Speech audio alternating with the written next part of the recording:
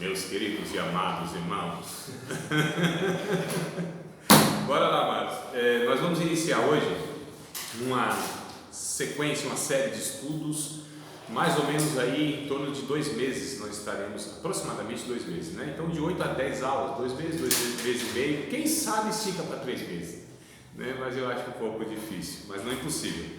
Nós vamos começar a matéria chamada de ética e espiritualidade. Então essa é a matéria, ética e espiritualidade. Nós vamos tratar então do comportamento do discípulo de Cristo, né, na sua vida, nas relações, a respeito de tudo o que concerne a vida social, pessoal, ministerial. Não é que tem vidas, né, irmãos? A vida não é compartimentalizada. Nós discutimos um pouco disso, se não me falha a memória, na cosmovisão. Foi isso, Fernando? Tu que tem uma memória boa, e os demais varões também.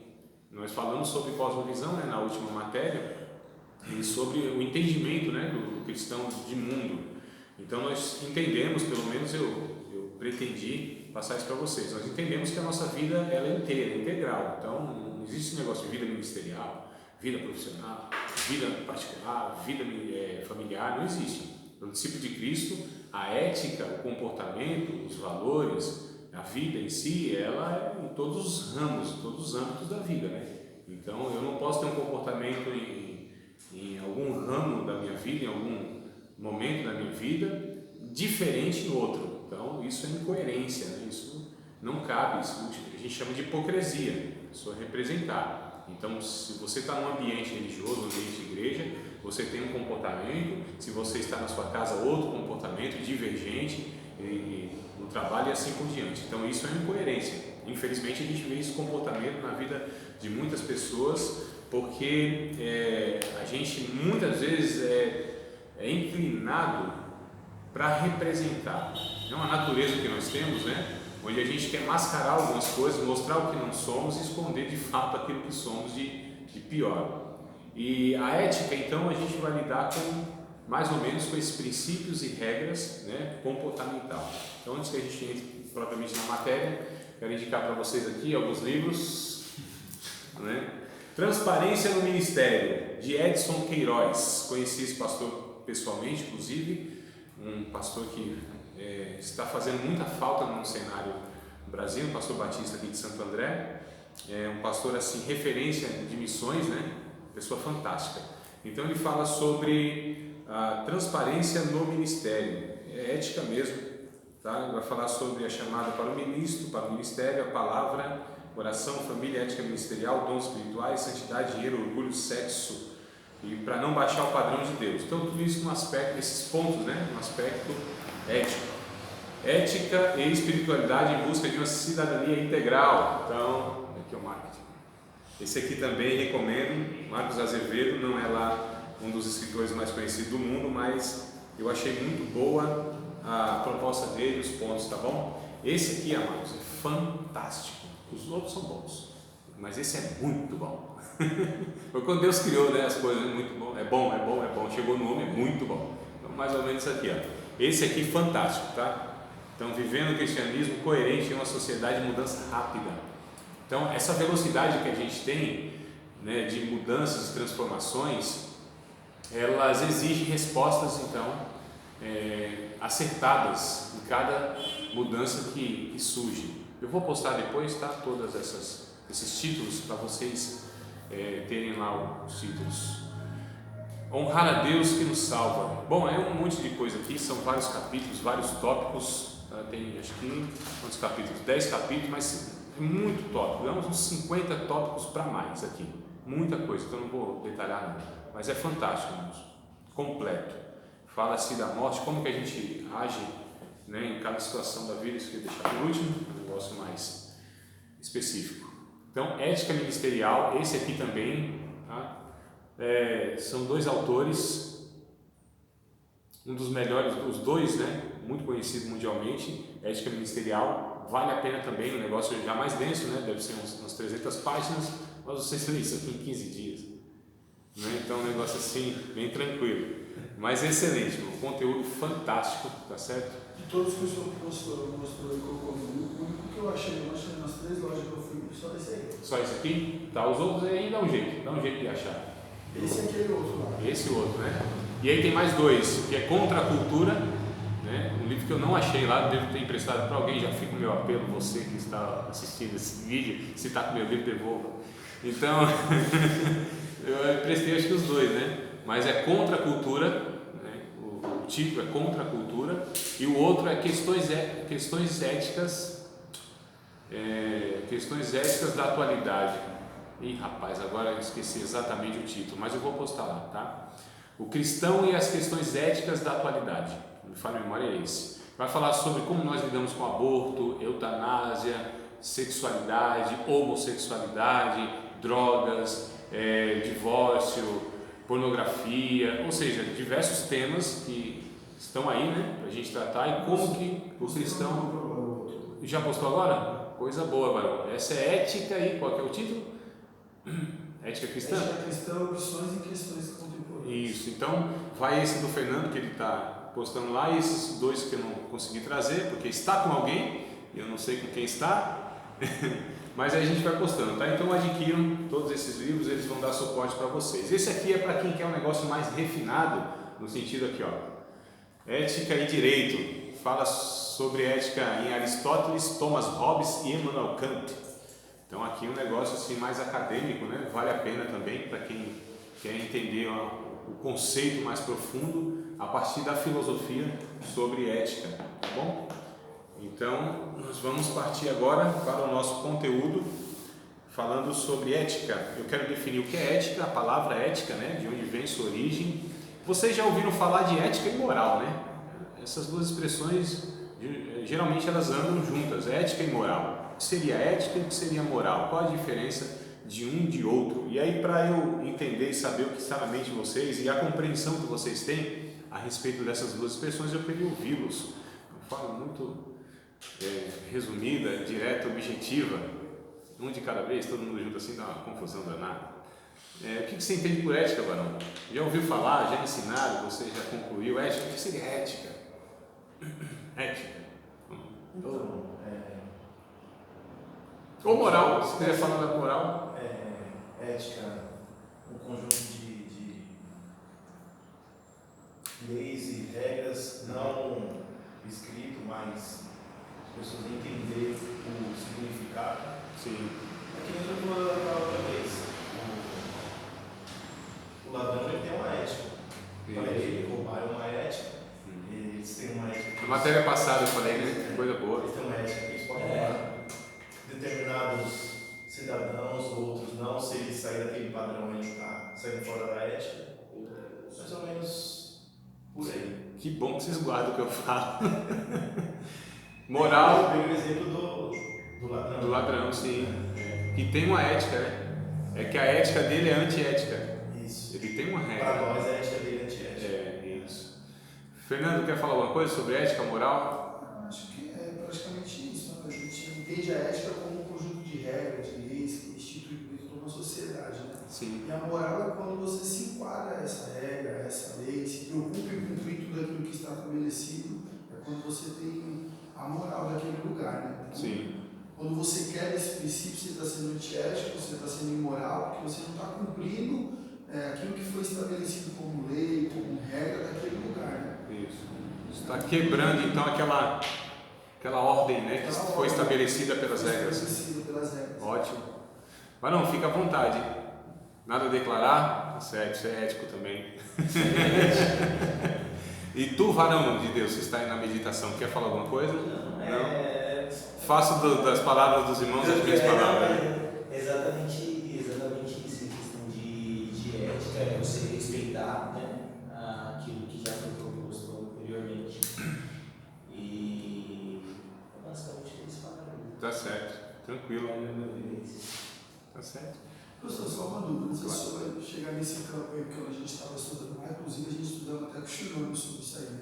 Mas acho que o senhor vai falar um pouco da questão da moral, do amoral e do imoral. Sim, né? isso. Um pouco perdido com isso aí lá. Vamos abordar. Shimano, né? Mas eu achei muito interessante, ele trouxe para nós, a gente chegou a estudar um pouco de ética com ele, né? Isso. A partir da filosofia, né? Da filosofia. Filósofo. É por isso que eu indiquei esse aqui, ó. A gente estudou com ele lá a partir da filosofia mesmo. Isso.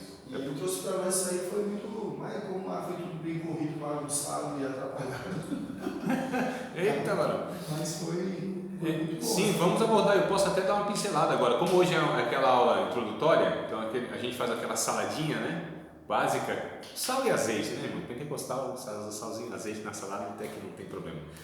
Então, a gente vai abordar aqui, tá? Mas assim, abordar de uma forma só para a gente introduzir, aí depois a gente pega as outras aulas e vai aprofundando, detalhando e discutindo um pouco mais, só para a gente fazer esse apanhado geral e saber para onde que a gente vai com essa matéria e com essa proposta. Tu quer falar alguma coisa, meu amado? Não? Ética nada mais é que você respeitar princípios, valores e a história de um todo que você está envolvido. Sim, coletivo, né? Coletivo, sociedade, empresa, faculdade. Então, ética. Sala de aula. Sala de aula. Foi estabelecido aqui. Tá certo. Tu quer dar o parecer, nada a declarar? Tudo bem, queridos, vamos lá. Então, a definição de ética e moral não é definição. Eu vou dar grosso modo aqui, vocês contribuíram, estão certos aí nas colocações, não é o tudo, lógico, né? Mas é por aí mesmo, né? A ética e a moral. Para resumir de uma forma muito, muito tosca, ética são os princípios e os valores, né? Então, os princípios e os valores. Valores, então, é aquilo que nós temos como virtude e como aquilo que é assumido na nossa vida que deve ser respeitado. Esses são os valores. Nós somos pautados, ou devemos ser pautados pelos valores que nós assumimos. Honestidade, por exemplo, sinceridade, por exemplo, né? Generosidade, por exemplo, são virtudes e valores que nós vamos assumindo. E aí, a partir disso, a gente se comporta ou pega isso como fator para decisões. Então, nessa situação, dependendo do meu valor, eu vou tomar essa decisão ou outra decisão. Então, a ética seria mais ou menos a questão eu estou falando em outro aspecto, a gente vai detalhar aqui da questão mais técnica, mas a ética seria mais ou menos esses valores que estão por trás da moral. A moral seria o próprio comportamento. Dá um exemplo, acho que não sei se já dei esse exemplo, está uma carteira aqui, não é minha, né? A ética, se eu tenho uma ética que tem um valor de honestidade, eu não pego essa carteira, né? Então eu não pego. O não pegar, na verdade, é o comportamento, é a moral. O que está por trás dessa moral de não pegar? A ética da honestidade, da virtude que eu assumi para tomar essa decisão. Então, ética e moral, né? E aí a gente entra na questão da moral, do que é moral, do que é imoral, do que é amoral. Moral, então, é esse comportamento, né, pautado pelas virtudes, pela ética. O imoral é aquele, então, que tem um comportamento avesso, né, o contrário dessa ética que foi estabelecida pelo coletivo. O amoral é aquele que não tem condição de decidir isso. Quem seriam os amorais? Seriam aqueles que não têm condição cognitiva para fazer essa decisão moral. Eles são amorais. Pessoas com Alzheimer, deficiência mental, criança até certa idade que não tem discernimento para julgar isso, não tem capacidade para avaliar isso. Essas pessoas, inclusive, não são julgadas, né, pelas leis. Acredito, inclusive, que até por Deus não serão julgadas. Como que Deus julgará? É uma opinião pessoal, a Bíblia não tem nada diretamente, né? Então a gente sempre vai estar nesse campo do coletivo, da discussão, do que a gente entende, até mesmo pelos princípios. E é discussão assim que não tem muitas vezes uma linha apenas, né? Ou nós cristãos podemos ter opiniões diversas, lógico que não, diversas não no sentido assim de chocar de uma forma totalmente contrária, mas às vezes detalhes que nós temos, né, de divergência, faz parte. Mesmo porque não tem para alguns comportamentos, você não tem uma palavra direta, e aí a gente precisa buscar no princípio, nos valores. E é isso que a Bíblia pretende, irmãos. A Bíblia não é um código de ética detalhado de regras para tudo na vida. Ah, professor, mas o que a Bíblia fala sobre tal assunto? E eu digo nada. E tem assuntos que a Bíblia não fala nada. E a Bíblia fala sobre pornografia na internet? Nada. Ela fala sobre a pornografia. Na internet, nada. Não tinha. Paulo não tratou sobre isso, né? Tem uma estatística, inclusive, que diz, amados, que na humanidade nós estamos falando, né? 75% dos homens já viram pornografia na internet, cristãos ou não, 75%, e outros 25% não têm acesso à internet. Então, o que acontece? Vamos lá, meu amor, porque o negócio vai engrossar para o nosso lado aqui, né? A gente percebe que a Bíblia, ela não é esse conjunto de regrinhas, né? A Bíblia, ela é um parâmetro de virtudes, de valores, e aí que é importante nós sermos pautados por esses valores. Jesus, ele não ensinou pela fala, não teve registros de Jesus sobre todo o comportamento da vida. Agora nós temos um parâmetro que eu acho excelente. Como eu sei que devo me comportar dessa forma aqui, e essa forma aqui é a vontade de Deus, se a Bíblia não tem uma resposta direta? Eu acho que é um parâmetro muito bom a gente colocar: Jesus faria isso? Jesus pensaria dessa forma? Jesus se relacionaria com essa pessoa desse jeito? Jesus sentiria dessa forma que eu estou sentindo?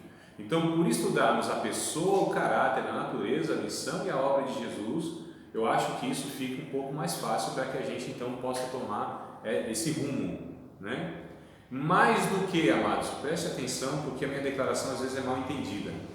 Mais do que o que está escrito na Bíblia, mais do que a Bíblia relata, embora tudo que está na Bíblia é verdade, mas nem todas as verdades estão na Bíblia. E nem as verdades que não estão na Bíblia, ou aliás, todas as verdades que não estão na Bíblia, não pode contrariar outras verdades que estão na Bíblia. Calma que a gente chega lá. O que eu estou dizendo é que a Bíblia, de fato, tudo que ela traz é verdade. Só que a verdade de Deus, ela não cabe, ela não é contida nesses 66 livros. A verdade de Deus é muito maior do que isso. Muito maior. Que não estão em nenhum outro escrito da humanidade. Fala aí, André, e agora? Vem da onde então? O que você está falando? Eu estou falando que a verdade de Deus é abarcada em uma pessoa. Jesus disse no Evangelho de João, capítulo 14, verso 6: eu sou o caminho, a verdade e a vida. Então a verdade não é apenas um compêndio de escritos. A verdade é uma pessoa, que é o próprio Cristo. Ele é a verdade. Ele é a única verdade. Ele abarca toda a verdade de Deus. É por isso que a gente, mais do que... Porque aqui há possibilidade de interpretações divergentes, não é isso? Só que a pessoa de Jesus não tem como interpretar de outra forma. É uma pessoa. É um parâmetro do ser humano. Aliás, é o único parâmetro do ser humano. É o ser humano como o ser humano deveria ser. Não é isso que nós tratamos na teologia sistemática, na cristologia? A dupla natureza de Cristo, 100% Deus, 100% homem. E aí a gente fala, quem é Jesus? É Deus como era e o ser humano como deveria ser. Em Jesus existem os dois parâmetros, as duas referências. Deus, se nós queremos saber como de fato é Deus, olhamos para Jesus. Se nós queremos saber como de fato o ser humano deve ser, olhamos para Jesus.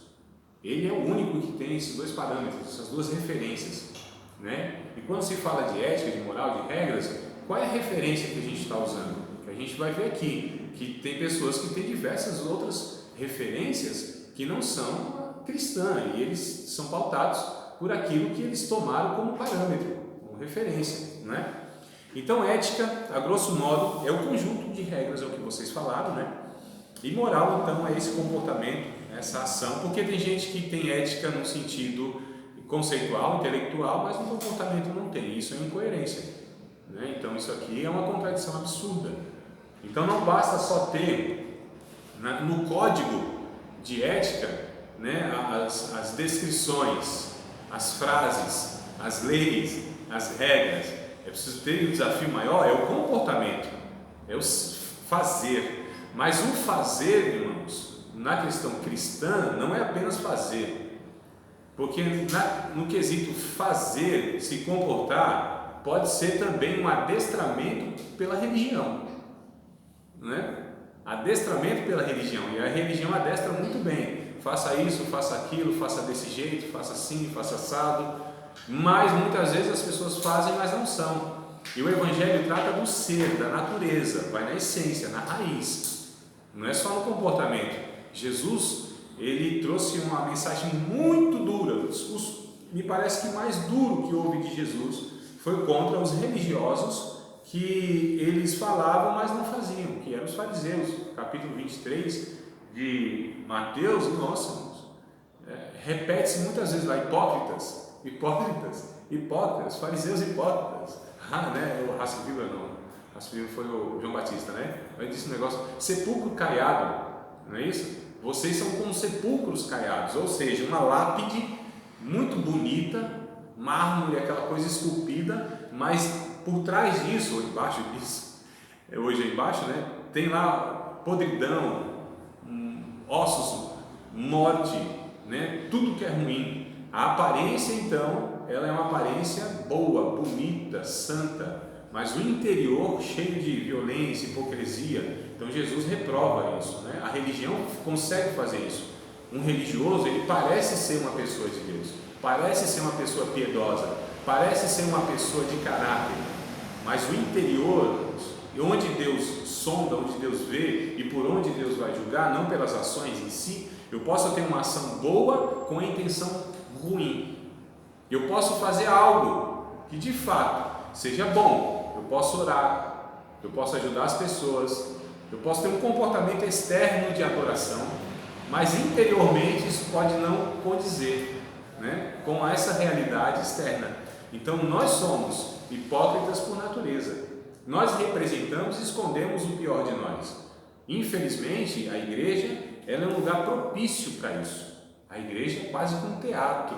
Eu estou falando na potencialidade disso, não estou falando que toda igreja é, né? Eu estou falando na potencialidade, porque nós criamos um ambiente onde muitas vezes a gente não pode expressar as nossas falhas, nossos pecados, nossas limitações. Nós somos exigidos a ser sempre pessoas assim fantásticas, né?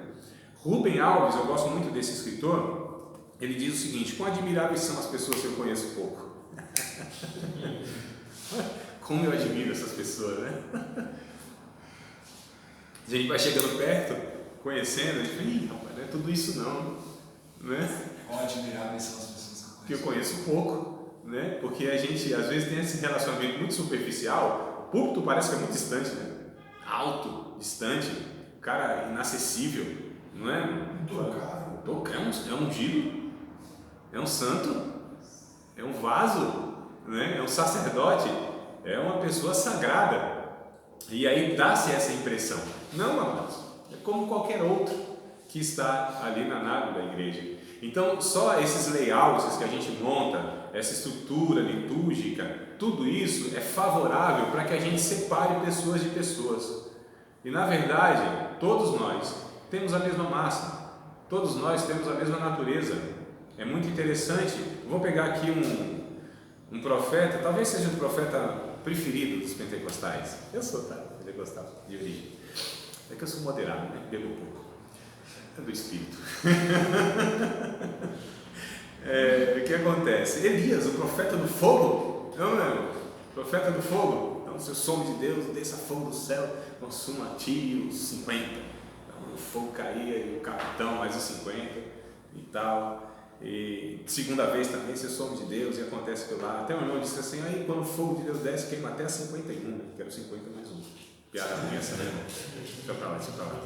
Então, o Elias, homem assim, fantástico, poderoso nas palavras, nas obras, falava e Deus assinava embaixo. Ele era o manda-chuva, ele era o verdadeiro manda-chuva, né? São Pedro ficava assim, era o porta-chuva, né? mandava chuva, desmandava chuva, segundo a minha palavra. Olha só, ele nem falava assim, diz o Senhor, segundo a minha palavra não vai chover. Então, um cara poderoso, cara assim, rapaz, profeta mesmo do manto, do fogo, do Hamify.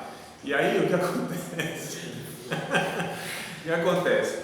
Tiago, como Tiago trata das coisas da vida, do cotidiano, das coisas muito simples, do chão de fábrica, Tiago diz: o Elias era um homem sujeito às mesmas paixões do que nós, irmão. Não tem diferença, comedor de feijão, como se diz aí, ele gostava de um cuscuz, um achaque, jabá, gostava. Disseram que o povo, ele levou foi charque, a carne lá foi charque, né? Que era profeta do norte, né? De Israel, piada ruim também dele. Vamos entrar no negócio espiritual, né? Não deixa essas besteiras pra lá. Irmão, vão acostumando que é daqui para pior, viu? Porque senão esse irmão já está habituado. Então o que acontece? Elias, ele é tido como uma pessoa igual a nós, que de fato somos todos iguais. Não há nada de extraordinário nesses homens. Todos são ordinários, eu disse na quarta, não foi isso? Todos nós somos ordinários, pertencemos à mesma ordem. Então, a gente muitas vezes cria toda essa ambiência onde nós criamos um estereótipo, professor cheio de sabedoria, né? Tem Wi-Fi cheio com Deus, conexão com Deus e tudo mais. Não, amados, igual a vocês, não sei mais, talvez aprendi antes algumas coisas, não sou mais santo, não sou escolhido porque tenho méritos, é porque a graça de Deus de alguma maneira inexplicável me separou e me vocacionou para esse chamado, que não tem nada de mais, porque é o Espírito que opera tudo em todos, tanto querer quanto efetuar. Glória para Ele, a honra é para Ele, o mérito todo de Jesus na cruz do Calvário. Todos nós somos sujeitos e somos pecadores, né, de igual modo. E aí a gente entende que a gente precisa ser original. Sinceridade, amados. Essa é a ética que Deus quer. Sinceridade. Não é acertos, porque nós não acertamos 100%. Nós não vivemos pela lei. São virtudes e valores que vai para além de regras que não são escritas, como disse tu, né, pai? Nem sempre são escritas. Então não são as regras em si, vamos obedecer tudo isso aqui. Muitas vezes a gente consegue até, no comportamento, a gente consegue até dar conta do negócio. Mas, amados, o que conta, na verdade, é lá dentro, é lá no interior, é a natureza, é o que me motiva a fazer aquilo. Senão a gente vai criando então esses ambientes e essa vida de hipocrisia, de representações, de religiosidade, onde isso vai para a vida com Deus, que eu acho que é uma das coisas piores que tem, né? Quando a gente quer representar diante de Deus, que é impossível, mas a gente chega diante de Deus às vezes, irmãos, falando coisas que não sente, dizendo coisas que não acredita, declarando coisas que não é verdade. A gente está frustrado com Deus. Quando a gente é sincero, paz, a gente chega em oração e fala assim: Jesus, eu estou meio decepcionado, frustrado com o Senhor. Pensei que o Senhor ia fazer de tal jeito, o Senhor não fez. Os homens de Deus faziam isso. Deus nunca reprovou a sinceridade, né? Senhor, o Senhor me iludiu, disse o profeta. Eu fiquei iludido, o Senhor me iludiu. Iludiu, me enganou. Não é? Comigo igual uma mulher. Exatamente, Fernando, isso aí, mano. Forte. Iludido fiquei, o Senhor me iludiu. Olha que sinceridade boa. Não, Davi disse: Senhor, eu queria que o Senhor atravessasse meus inimigos pelo meio, quebrasse o maxilar deles, arrebentasse os dentes de cada um deles. Davizão falou isso aí. Cheira violento, não é? Então, que Deus aprova? Não. Mas que coisa boa dessa possibilidade de nos aproximarmos desse Deus e sermos sinceros, amados. Deus não quer religiosos. Amantíssimo Deus eterno Pai, soberano, Criador. E a gente chega diante de Deus como religioso, né? Senhor, tu sabes, ó Pai, que eu jejuo 2 vezes na semana, dou dízimo de tudo quanto tenho, nem sou como esses miseráveis pecadores. Amados, Deus fala: não, você é pior do que ele. Se você fosse como esse pecador miserável, seria bom. Você é pior do que ele, porque ele é sincero e você é hipócrita. Porque você tem comportamentos religiosos, mas não tem a sinceridade no coração. E a humildade de reconhecer, inclusive, que você é um miserável e você está julgando pelos parâmetros de comportamento, pela observação de regras e leis. Deus poderia falar isso naquele texto, né?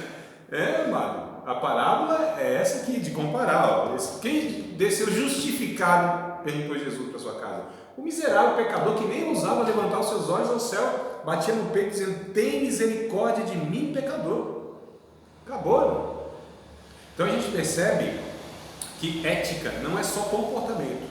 A ética cristã vai falar a respeito de natureza, de motivações, onde nascem as coisas. Então a nossa ética, nós trabalhamos não só no comportamento, não só na regra. Isso é uma consequência natural daquilo que nós somos, não do que fazemos apenas. É o ser e não só o fazer. E nós vivemos em uma sociedade de aparências, onde os feitos, as realizações, as atividades é que conta a produção, o volume, né? Às vezes eu posso fazer, mas eu não posso ser. Exato. Marcos, capítulo de número 1. Tem um texto, está até aberto aqui em Marcos capítulo número 1. É interessante, quando a gente extrai do original, da língua grega, né, que é a língua do Novo Testamento, a gente pega aqui no verso 40 uma expressão que ela é traduzida como adoração, adorou, né?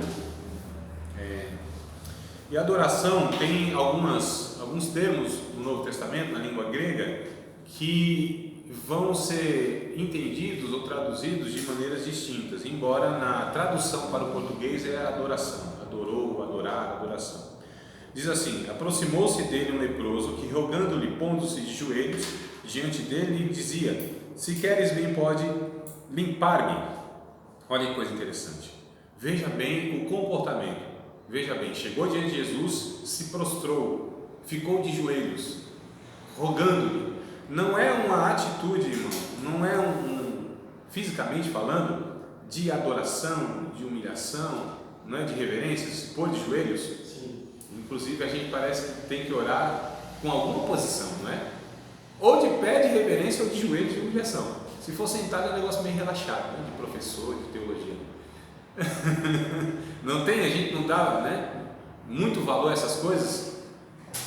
Pode ser que tenha alguma utilidade, pode ser, mas não é isso que determina.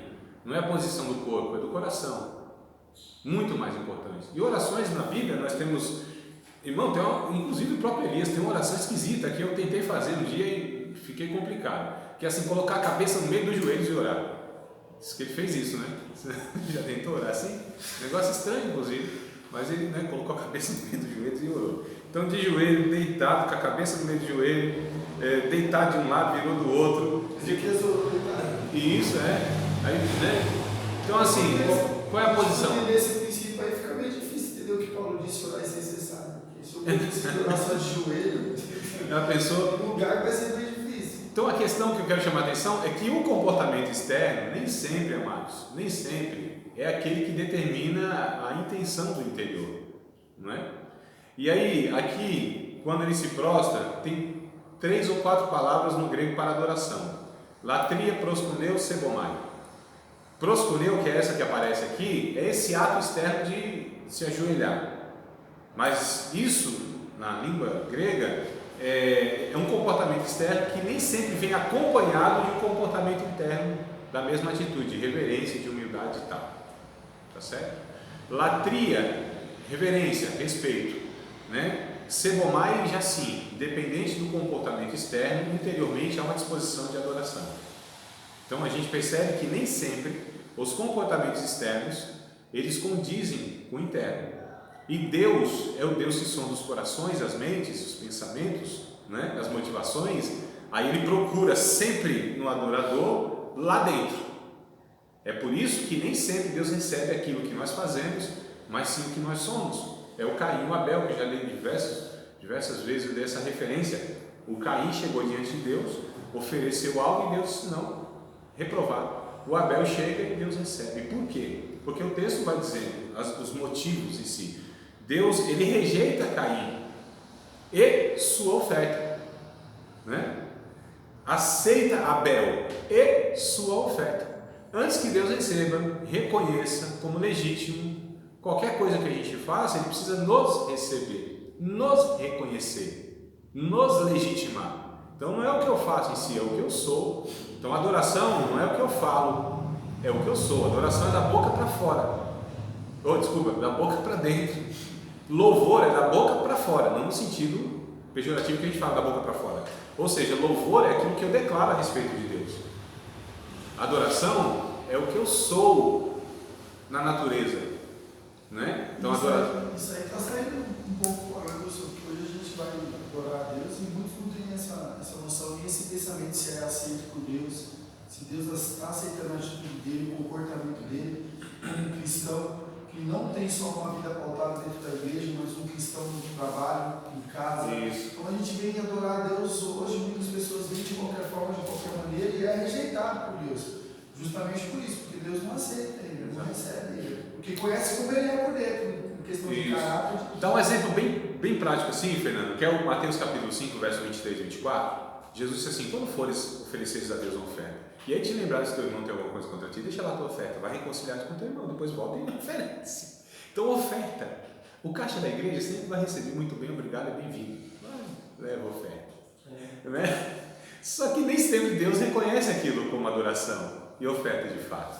Quando há, por exemplo, no coração esse sentimento, né, negativo contra o irmão, você pode cantar, pular, pregar, falar algo estranho, cantar bananeira, dançar break no pés, pode fazer o que for. Deus fala: nada disso eu reconheço. Pode expulsar demônios, pode curar enfermos, falar variedade de línguas. Você pode viver uma vida assim. E no final da história, Deus fala para ti assim, para ti não, né? Para nós não, em nome de Jesus. Mas pode falar para essa pessoa, pode falar assim: apartai-vos de mim, maldito, eu não vos conheço, para o fogo eterno. Como, Senhor? No teu nome eu fiz isso e isso.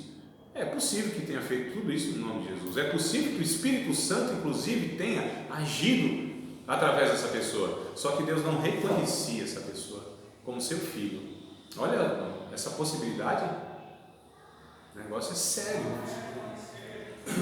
É por isso que Jesus nos adverte em João 4, 22, 23 e 24, quando ele fala: vós adorais o que não sabeis, no verso 22. Aí no verso 23 ele procura verdadeiros adoradores que adoram o Pai em espírito e em verdade. Porque o Pai é Espírito. O Pai é Espírito. Importa que os que o adorem em Espírito e em verdade, não é isso? 24.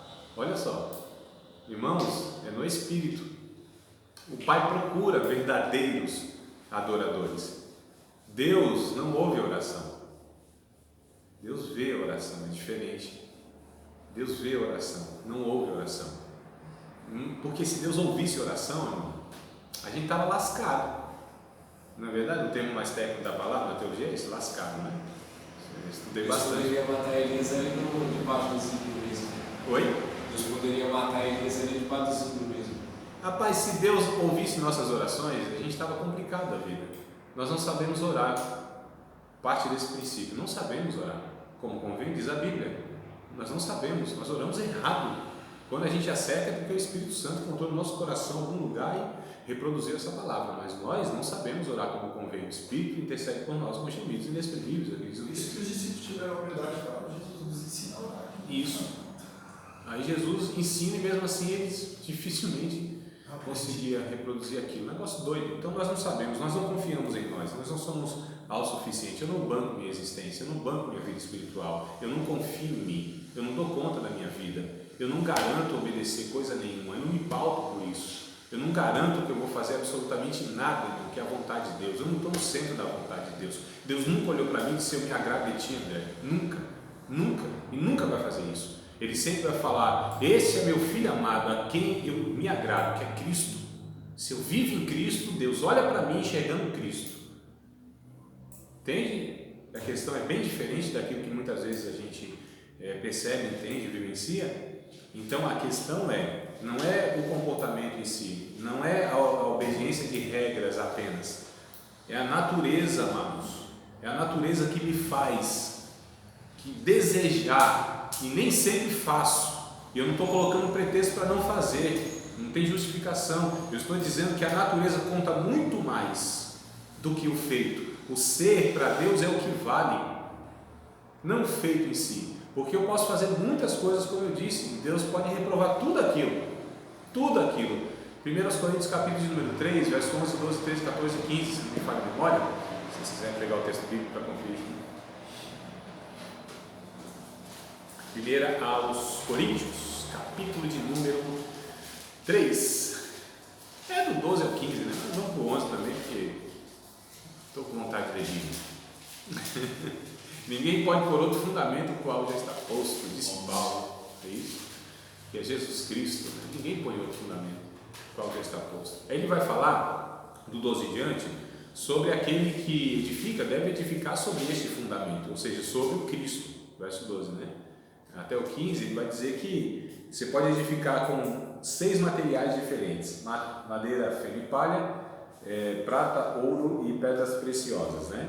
Aquele que edifica então e usa esses materiais, madeira, feno e palha. O fogo vai provar essas obras no dia do juízo. A obra que essa permanecer, esse tal, ele vai ser recompensado. E os materiais que são usados não passar pela prova do fogo, essa pessoa vai até ser salva, hein? Olha a esperança.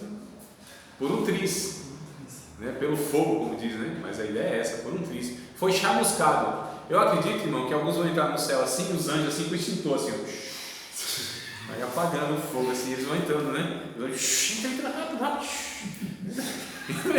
Se salvou por um pouco, né? Se não fosse Deus mandar a gente aqui com 2 extintor grandes.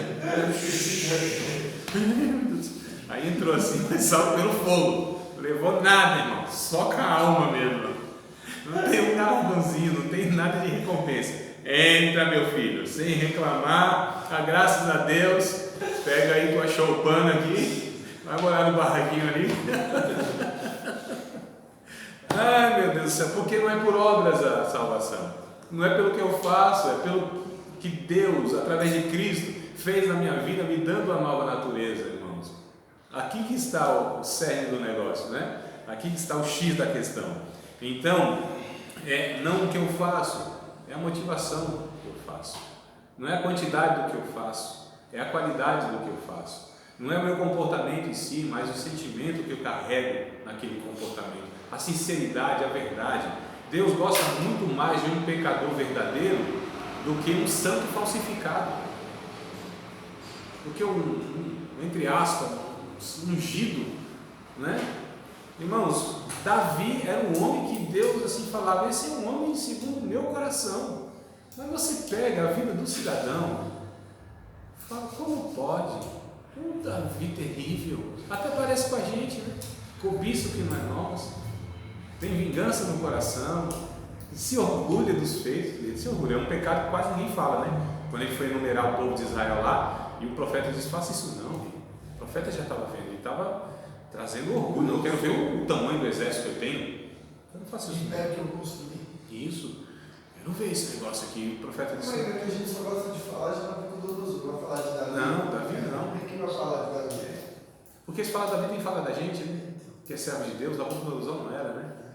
Professor, desculpa, mas por causa desse pecado dele, pessoas morreram sem saber o porquê morreram. Foram afetadas, né? Foram afetadas. 60 mil só. Foram afetadas. Destruiu a família. Quem quer 70 mil? Quem tem um império que nem ele estava achando que tinha. 60 mil não é nada. Destruiu a família. Então, assim, o cara orgulhoso, cobiçou o que não era dele, cara sanguinário mesmo e tal. Outro contexto, mas enfim. Aí, Deus... Preconceituoso. E quando ele invadiu a cidade de Jerusalém lá, no segundo capítulo de Samuel, no segundo livro de Samuel, no capítulo 5, ele falou que todos os mancos nem tinham que sobreviver, todos tinham que morrer. Aí não prestava para... Preconceituoso. Não prestava. Na minha cidade essas pessoas não entram. Aí Deus colocou o Mefibosete na mesa dele. Para falar, Davi, isso é preconceituoso. Queria fazer um eugenia. Eu vou acrescentar mais esse pecado aí, eu não relatava isso aí. Eu vou te mudar. Se tiver mais um pecado, Davi, compartilhe. Então veja bem, Deus disse, é um segundo meu coração. Eu fico pensando, poxa, um segundo coração de Deus. Deus continuou declarando isso por toda a Bíblia. Não foi antes dele cometer essas coisas, mesmo porque Deus não julga a pessoa pelo momento ali. Deus sabe. Sim, Deus continuou dizendo, e Ele continua sendo exemplo para nós, positivo inclusive. Por quê? Porque tem uma virtude que deve ser indispensável para todo aquele que se relaciona com Deus. Está no Salmo 51, é onde ele confessa o seu pecado, né? Versos 16 e 17. Ele diz, Senhor, Tu não te agradas em sacrifício em holocausto, senão eu os daria. Então Davi era o cara que estava disposto a fazer qualquer coisa mesmo. Ele daria mesmo, faria qualquer coisa. Ele daria o seu corpo para ser queimado como um mártir. Ele tinha a disposição de fazer qualquer coisa para Deus. Ele enfrentava gigante, não estava nem aí não. Dava a sua própria vida, olha só. Ele podia falar variedade de línguas, dos anjos e dos homens. Poderia dar todos os seus bens, né, para construir alguma coisa para Deus. Disse, eu quero construir um palácio para Deus. Ele disse, não, vai, tu não vai, com essa mão de sangue não vai. Mas ele estava disposto. E aí o Paulo vai completando, pode fazer tudo isso. Se não tiver amor, de nada vale. Nada seria. Não é? Aí a gente percebe que Paulo vai detalhando que é amor, que não é comportamento. Ou desculpa, que não é sentimento. Que é um comportamento pautado numa natureza. 1 Coríntios 13. Então Davi, ele foi dizendo, tu não te agrades do sacrifício, o holocausto não nos daria. Sacrifícios para Deus, verso 17. É um coração quebrantado e contrito. Dessas coisas, Senhor, tu não desprezas. Sinceridade, amados. É isso que Deus viu em Davi. Ao contrário, fazendo um paralelo de Saul e Davi. Os dois cometeram relativamente, é bem parecido o pecado dos dois, né? Porque o Saul é escolhido por Deus, ou melhor, não é escolhido pelos homens, mas Deus confirmaria o seu reinado se ele obedecesse a palavra de Deus. 1 Samuel 13, né? 1 Samuel 13, está escrito isso aí. O profeta diz: se tivesse permanecido na obediência, Deus teria confirmado o teu reinado. Olha que coisa interessante. Até aquele que Deus não escolheu diretamente, se fizesse a vontade de Deus, Deus confirmaria. Coisa interessante, né? Deus dizendo para o povo que o povo fazia a vontade dele, como o povo que escolheu Saul. Mas Deus até que abençoaria. Deus às vezes abençoa as nossas decisões que nem sempre são exatamente a vontade de Deus. São exceções. Estou falando que é regra. São exceções. Deus é muito misericordioso. Porque se Deus somente nos abençoasse nos nossos acertos, irmão, estava todo mundo aqui perdido.